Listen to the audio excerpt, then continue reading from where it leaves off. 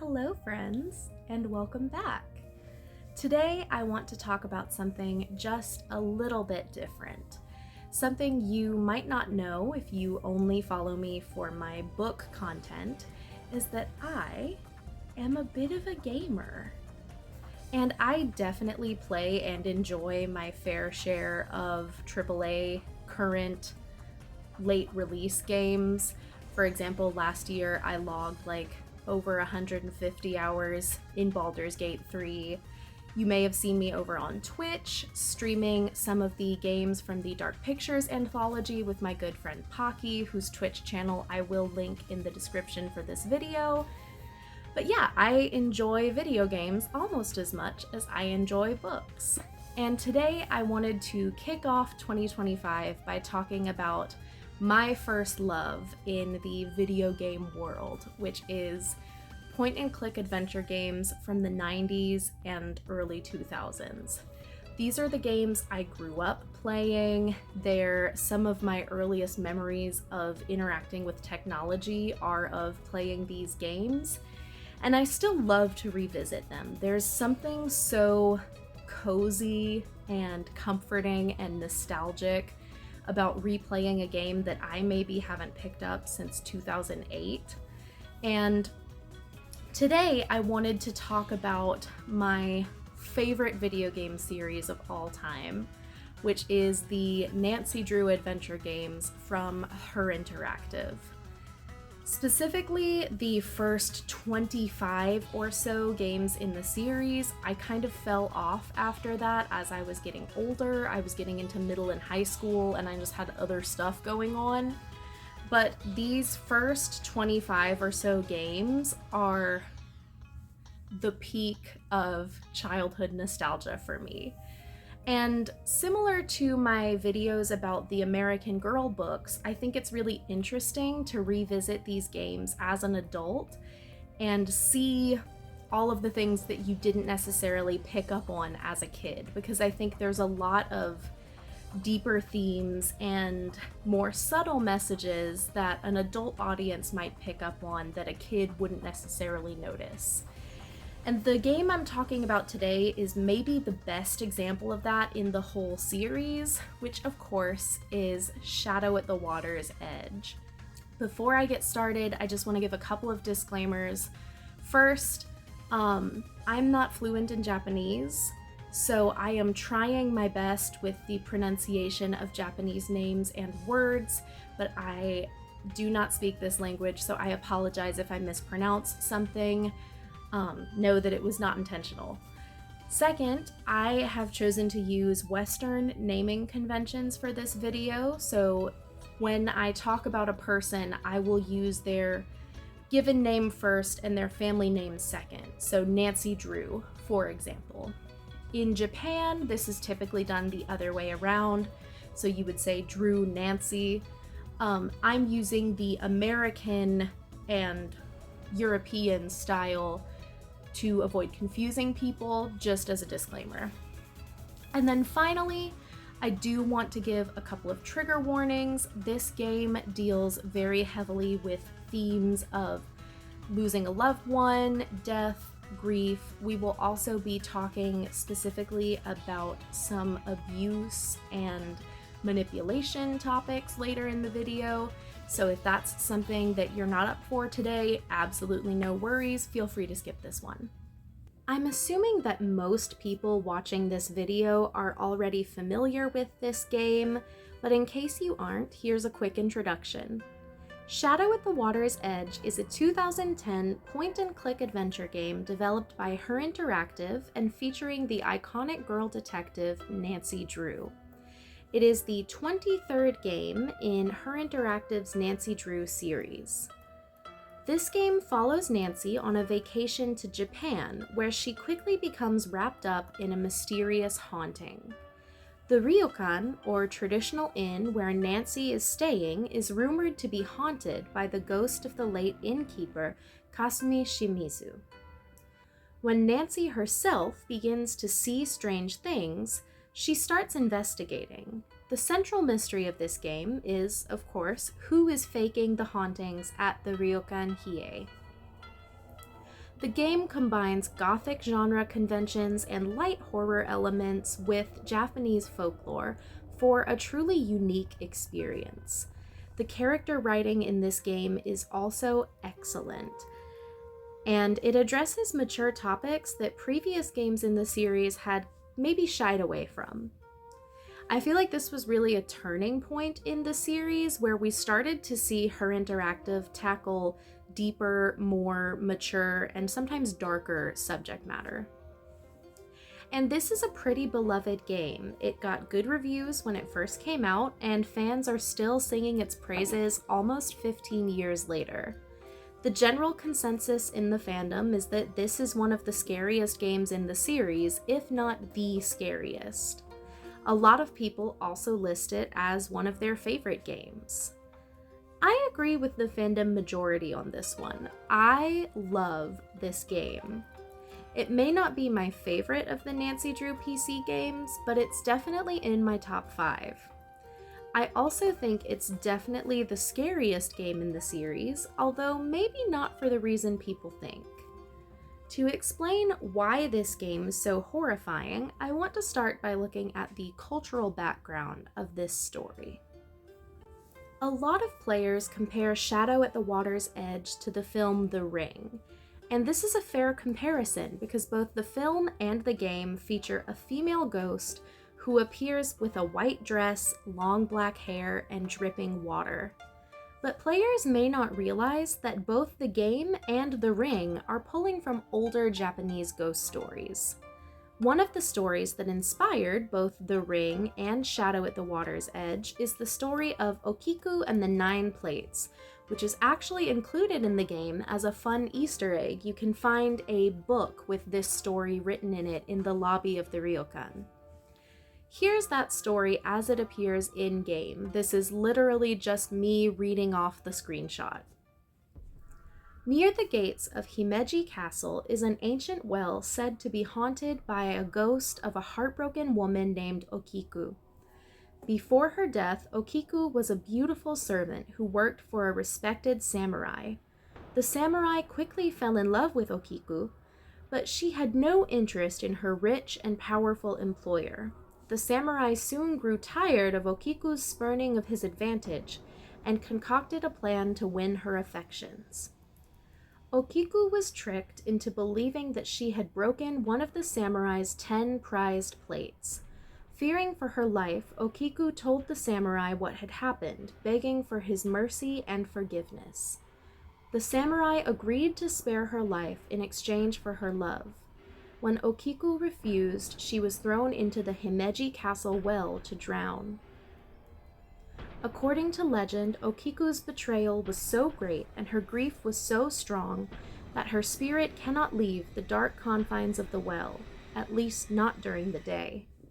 At night, it's said that her spirit springs forth from the well and calls out 1, 2, 3, 4, 5, 6, 7, 8, 9, before being pulled back down the well by an unseen force.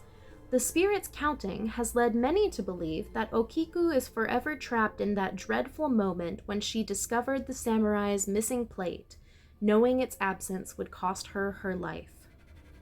Some say Okiku's ghost was finally released from the well when a neighbor loudly called out 10 during her nightly haunting.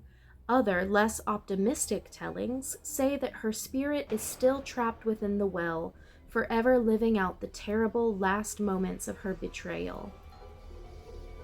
While Okiku's story has definitely been an influence on Japanese horror films like The Ring and The Grudge, there's actually another story that has had an even bigger impact, but it's less well known among Western audiences.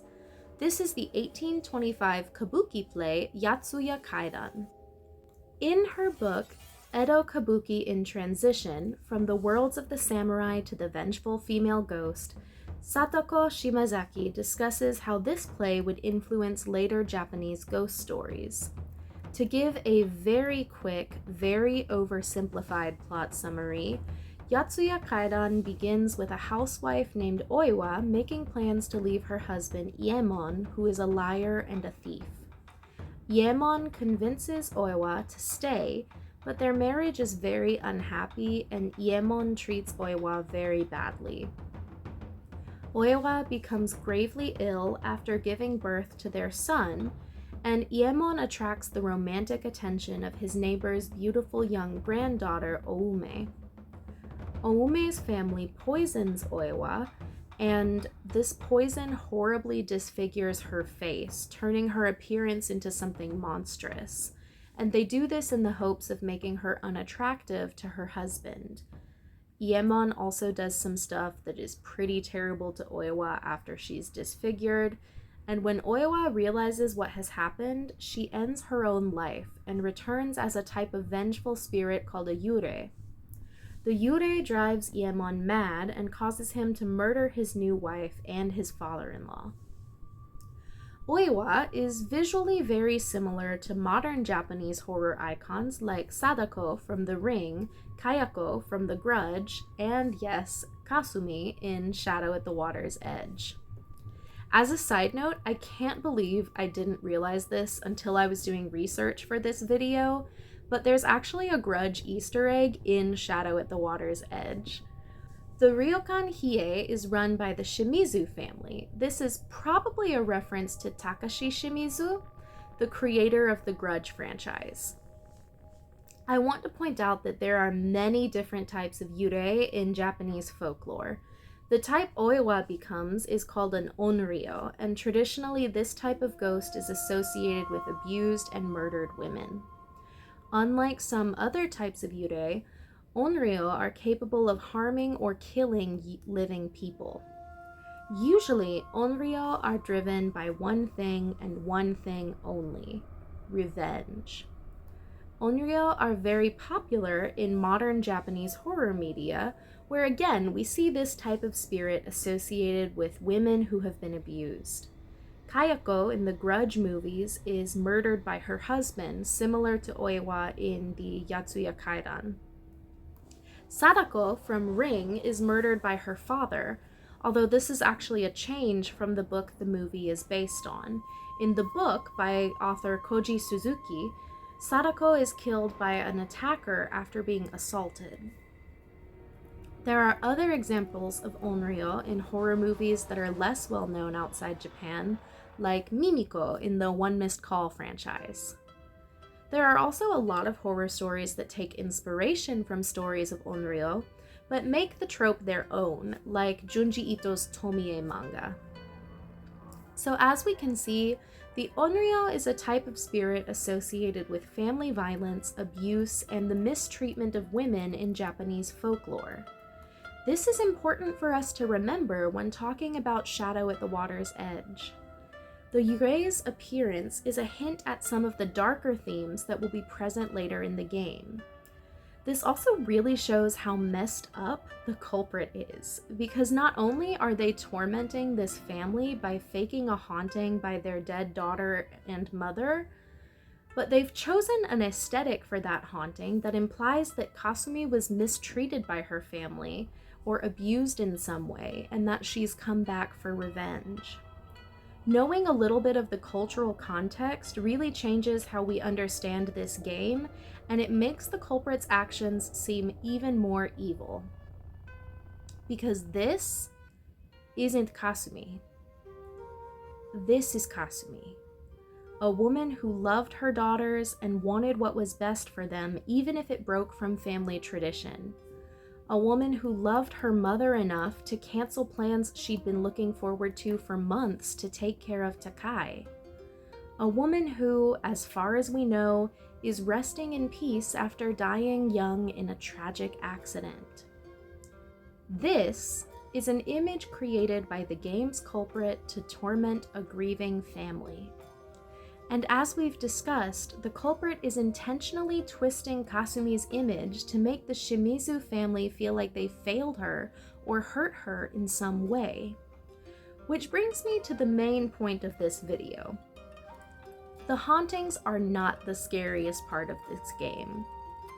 That honor goes to the game's culprit, who is way more frightening than a lot of my fellow players give them credit for. I don't think it's controversial to say that the characters make this game. This game follows the typical Nancy Drew game formula with 4 suspects we can interrogate throughout the mystery. In the order we meet them in-game, those suspects are Miwako, the main caretaker of the ryokan Hiei. Miwako is dedicated to her family and their business, but she can never inherit the ryokan. This is because tradition dictates that the oldest daughter must take over the inn from her mother, and Miwako is the second child. She and Yumi have been fighting over this for literally years. Takai, Miwako and Yumi's grandmother and Kasumi's mother. She firmly believes in the importance of tradition and does not approve of Yumi's modern lifestyle.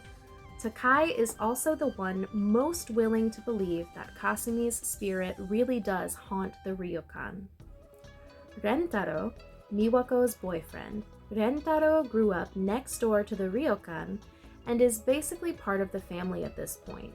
He's the ryokan's geeky handyman. He wants to move to the big city but hasn't been able to convince Miwako to come with him. Yumi, Miwako's older sister and Takai's other granddaughter. Yumi has rejected her family's traditions and is living on her own in Tokyo, where she runs her own bento stand. Yumi resents her grandmother and sister for trying to force her to take on running the ryokan. Just based on those summaries, who do you think the culprit is? If you haven't beaten this game or had it spoiled for you, I would genuinely love to hear who you think is faking the hauntings.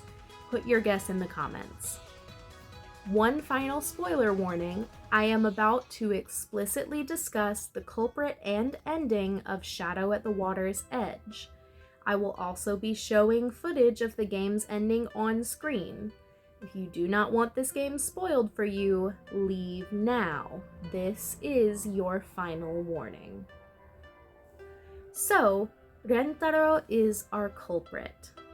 We learned that Miwako was the intended victim of the hauntings, although Rentaro was clearly okay with also hurting Takai and Yumi to get what he wanted. His goal in faking the hauntings was to either drive the ryokan out of business or scare Miwako into leaving. Either way, his end goal was to get Miwako to leave the ryokan and move to the city with him, something we know has been a major source of disagreement in their relationship. I've seen some players criticize this ending. I've seen folks say that Rentaro is out of character in the culprit confrontation, or that they feel like it was unrealistic for him to be the villain. I've even seen some reviewers defend Rentaro and his actions. And while of course everyone is entitled to their own opinion, I humbly disagree with these critiques.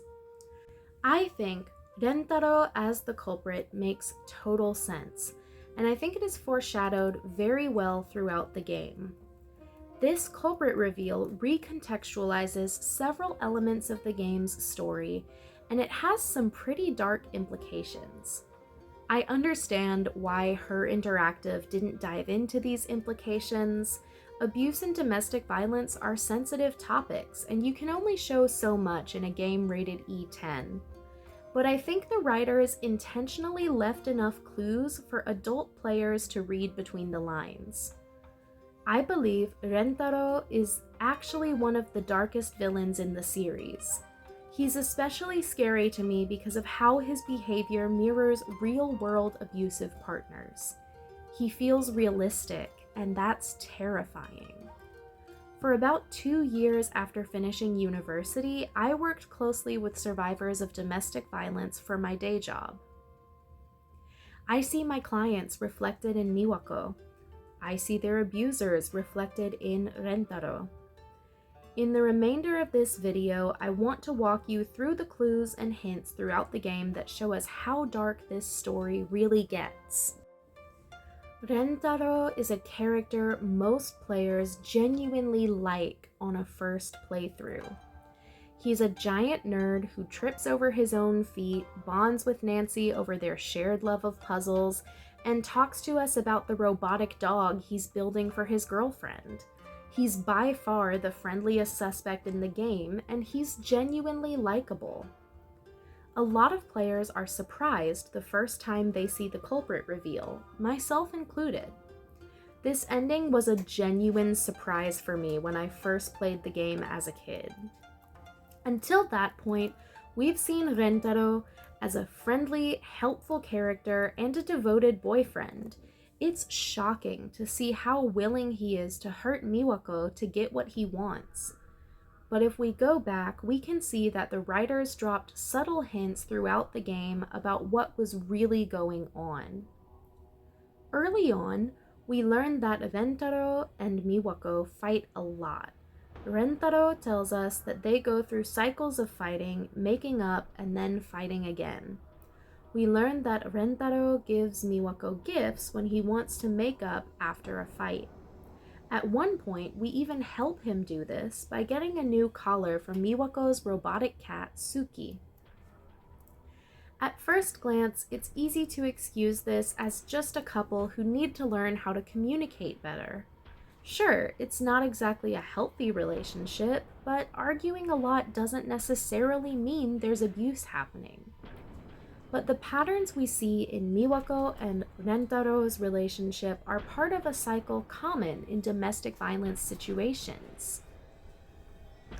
No one is abusive all the time. Even in the most abusive relationships, there are still times when the abusive partner is loving and pleasant to be around. If this wasn't the case, no one would stay in abusive relationships. Most abusers go through phases of more overt abuse, followed by a period of apologies, gift-giving, and efforts to win back the victim's trust. The pattern we see in Miwako and Rentaro's relationship fits this perfectly. Throughout the game, we see Rentaro try to isolate Miwako and recruit people to his side, which is another common abuse tactic. We learn that he and Yumi are good friends. Yumi says that Rentaro is like a brother to her and that he visits her often. Let's compare this to Yumi's relationship with Miwako. They rarely see each other and have nothing positive to say about each other. Miwako even calls Yumi manipulative, which is odd. Yumi is definitely bossy, and she's pretty upfront about what she wants, but she doesn't seem to have manipulated Miwako in any way. But you know who is manipulative? Rentaro. It's likely that Rentaro is working to create distrust between the two sisters. The main tool abusers use to control their victims is isolation. Someone who is isolated from their friends and family is more likely to be dependent on their partner, which makes them easier to control and less likely to leave. In real life, it's very common for abusive partners to befriend their victim's family and work to turn them against the victim. This is why abuse can be such a shock to the victim's family. It's hard to believe that someone is hurting their partner when that person has always been kind, charming, and helpful to you. And of course, that's exactly why abusers use this tactic. This is why I don't think it's out of character for Rentaro to be friendly and helpful for most of the game, then turn cruel and hostile during the culprit confrontation. This is a realistic depiction of how abusers operate. For most of the game, Rentaro is trying to get Nancy on his side. He's friendly, awkward, and funny. He finds a common interest, in this case puzzles, and bonds with Nancy over it. He helps her in her investigation because he wants Nancy to like him and to trust him. He is recruiting Nancy as an ally to help him control Miwako. I'm not saying that the goofy nerd stuff is an act. I think this is a real part of Rentaro's personality, but I think the cruelty is also a real part of his personality. Remember, no one is abusive all the time. Most abusers have positive traits, because if they didn't, their victims would just leave. it wouldn't be so hard to walk away from these unhealthy relationships. But when we look at Rentaro's actions, it becomes clear that he's always been a very cruel person. He has chosen to dig up the memory of his girlfriend's dead mother and twist it into a tool to terrorize her. He is not only sabotaging her family's business, but tormenting her mentally and emotionally. He basically lives at the ryokan. He sees the negative impact his actions are having on Miwako, Takai, and Yumi, but he doesn't care.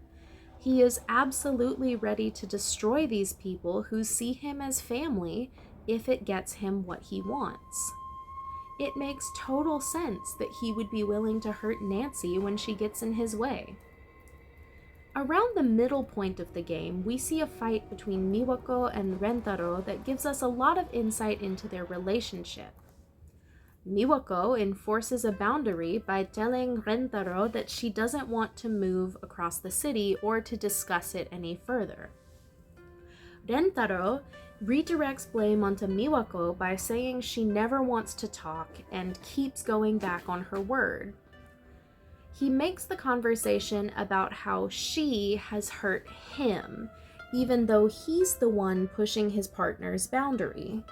This redirection is a type of manipulation commonly used by abusive partners.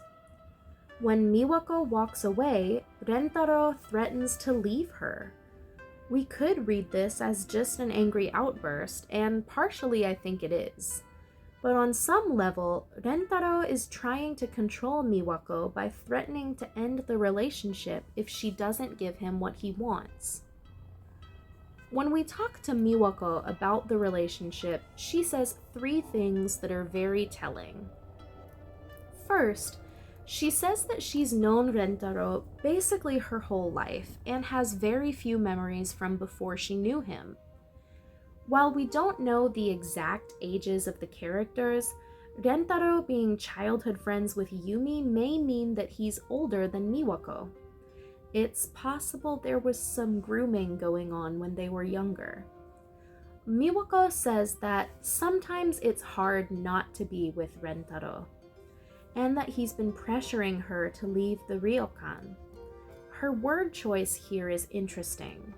She doesn't say that he wants her to move or that he's been bothering her to move. She says he's pressuring her, which implies that she feels like he's trying to force her. She also says, quote, "He can be so sweet sometimes, and other times it's like there's only him in the world." This feeling of a partner having 2 completely different personalities depending on their mood is very typical of abusive relationships. When we ask Rentaro when they started dating, he says that there was, quote, "a long time of him waiting for her to stop being so stubborn and agree to go out on a date with him." This makes it sound like he pressured or manipulated Miwako into the relationship. It definitely sounds like he had to wear her down. And again, that makes me wonder if there was some sort of grooming before they officially got together. Also note how he keeps calling Miwako stubborn anytime she doesn't immediately give him his way. This is not a healthy relationship with conflict. When we confront Rentaro at the end of the game, he confirms that his motivation was to convince Miwako to leave the ryokan. This poor woman has enforced literally 1 boundary in her whole life, and he's punishing her for it. He also tells us that he left once before, but came back after Miwako didn't follow him. It's not enough for him to get to go to the city. He needs her to uproot her whole life to go with him. He can't really even give us a reason why he wants to leave so bad. All he says is that the ryokan is a bad place and that Miwako would be better off somewhere else. But we know that Miwako herself doesn't feel that way. She wants to stay and to run the ryokan. She wants to reconnect with her family and to heal from her mother's passing. This place is still her home, and it's still very important to her. It's all about control. Rentaro wants to have total control over his girlfriend's life, and he can't do that if she's running a successful family business or if she heals her relationship with her grandmother and her sister. So, as far as he's concerned, the only option is to take that family business and those family connections away from her. Once it becomes clear that Nancy has busted him, Rentaro tries to get us to let him explain himself to Miwako. This is one last attempt by an abusive partner to manipulate his girlfriend into forgiving him for tormenting her whole family. This is why I personally always refuse. Rentaro has manipulated Nancy into doing his dirty work once, and I like to think that our sassy detective is smart enough not to let it happen again. If you're still not sold on how dark Rentaro is as a villain, think about what this game would look like if it was a horror story instead of a mystery. I think it would look very similar to Parasocial, a 2023 game from indie developer Chilla's Art. Parasocial is a horror game about stalking. You play as a young woman named Nina, who is being harassed and blackmailed by an unknown stalker. I won't spoil the ending, but this game reminds me of Shadow at the Water's Edge in a few big ways. There's the obvious, which is that both are set in Japan and deal with different types of interpersonal abuse. But the villain of Parasocial also reminds me a lot of Rentaro. If you aren't familiar with Parasocial, I really recommend playing it or watching a Let's Play to see how scary a villain like this can really be. Parasocial really digs into the themes of control and manipulation that I've mentioned in this video. The horror setting really allows the developers to explore how frightening these real-world topics can be. Ratat here on YouTube has a video essay about Parasocial that expresses a lot of the things I like about the game, so I'll link that video in the description if anyone is interested. So that is Shadow at the Water's Edge, and why I think it is the scariest game in the Nancy Drew series, for reasons that have very little to do with the ghost or the hauntings. I really hope you guys enjoyed this video. Let me know in the comments if you would like to see more videos about Nancy Drew games from me, because I absolutely love this series and I love talking about it with people who enjoy them as much as I do. And I really enjoyed making this more video essay style content, so let me know if you'd like to see more of this, because I'm totally down. I will link my sources for some of the more academic discussions in this video in the video description. And until next time, I hope you stay safe and warm, and I will see you soon. Bye!